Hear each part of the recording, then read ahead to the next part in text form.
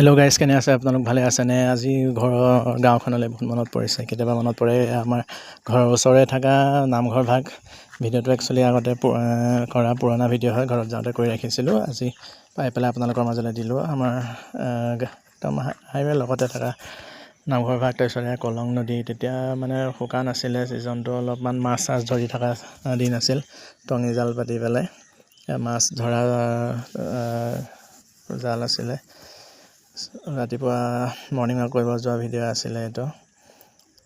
চাওকচোন কেনেকুৱা ভাল লাগিছে এনেকুৱা দৃশ্যবিলাক দেখি। কেতিয়াবা ভাল লাগে, কিবা এটা জাল বোৱা মাছ ধৰা কিবা এটা ভাল লাগে। তাৰপিছত আবেলি সময়ত আহিছিলোঁ কাজিৰঙাৰ ফালে। বুঢ়ীআই মন্দিৰ গৈছিলোঁ, হালধিবাৰী বুঢ়ীআই মন্দিৰ ৰাস্তাৰ কাষতে থকা মন্দিৰ। এইভাগ মন্দিৰত যি মনৰ ইচ্ছাই সেৱা লয়, মনৰ আশা পূৰণ হয়।